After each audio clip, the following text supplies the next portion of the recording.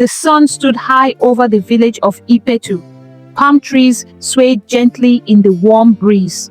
Children's laughter filled the air as they ran along the dusty paths. In the center of the village, a young woman named Ayo sat beneath a large mango tree, weaving a basket. Her hands were busy weaving the basket, but her thoughts drifted far away. She was thinking of Tunde. Ayo was known across the village for her beauty and kindness. Many young men hoped to marry her, but her heart belonged to Tunde. He was a strong and hard-working farmer with a bright smile that made her heart flutter. When Tunde promised to marry her, Ayo felt like the happiest woman in the world. Her mother, Iya, was proud of her daughter but always worried. She often said, "A woman must have her own trade, for love cannot fill an empty pot." Ayo would laugh softly whenever her mother spoke those words. To her, love was enough. The village was filled with excitement as the day of Ayo and Tunde's wedding drew near. Each evening, Tunde would visit Ayo, bringing her sweet fruits and sweeter words. Under the shade of the mango tree, they would sit together and dream of their future. "I will work hard," Tunde promised one night. "You will never lack anything." Ayo believed him with all her heart. But happiness does not last forever. A few days before the wedding, troubling news swept through the village like the Harmattan wind. Tunde had broken his promise. He had chosen to marry BC, the daughter of a wealthy trader. At first, Ayo refused to believe it. It had to be a lie. But when she saw Tunde walking beside BC, her heart shattered into pieces. Tears filled her eyes as she ran home, her dreams crumbling around her. That evening, Iya found Ayo sitting by the fire, her face streaked with tears. She did not speak immediately, but placed a comforting hand on her daughter's shoulder. After a long silence, she said, "My child, a broken heart is heavy, but empty hands are heavier. Dry your tears. You cannot eat sorrow." The village buzzed with gossip. People say that Ayo had been foolish to trust Tunde. Some said she would never find happiness again. Ashamed and heartbroken, Ayo stayed inside her home for days, hiding from the eyes and laughter of others.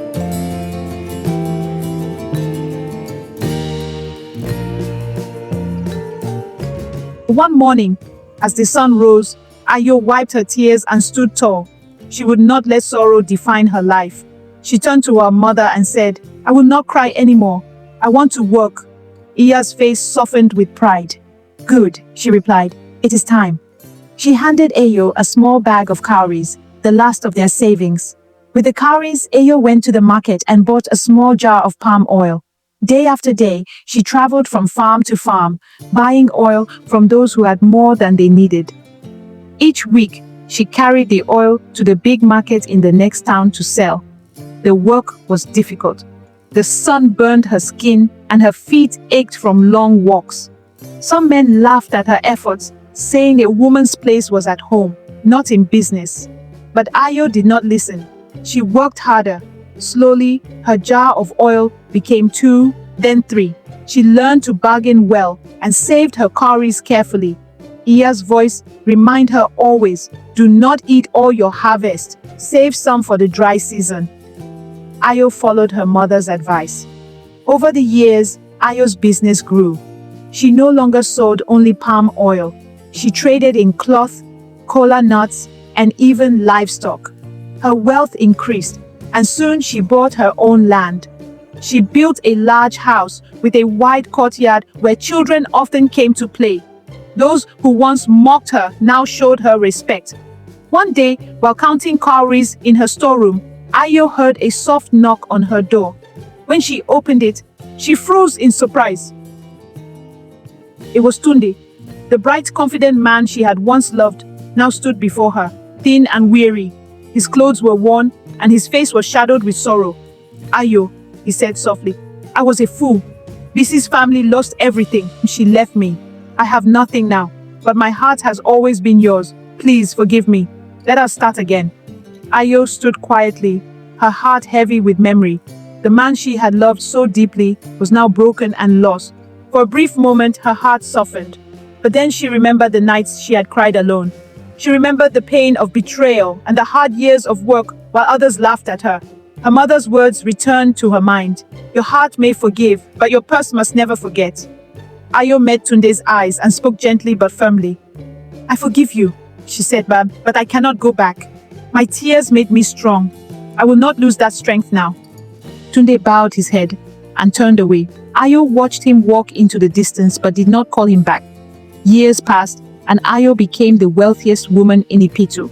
But she did not keep her riches for herself. She helped other women start businesses of their own, teaching them to save and plan for the future. Because of her efforts, the village elders changed their old rules. Women could now own land in their own names. When Iya grew old and weak, Ayo cared for her with tender love and kindness. On her deathbed, Iya held her daughter's hand and said, "You have done well, my child. Remember, tears may water the soil, but only hard work brings the harvest." When Ayo herself grew old, young girls gathered around her to hear her stories. She would smile and say, "Do not fear hard times. Tears may fall, but if your hands are not lazy, your future will be bright." And so, the wealth in her tears became the wealth of her life. Her name lived on in the village of Ipetu, where the palm trees still swayed and the sun still rose over the land.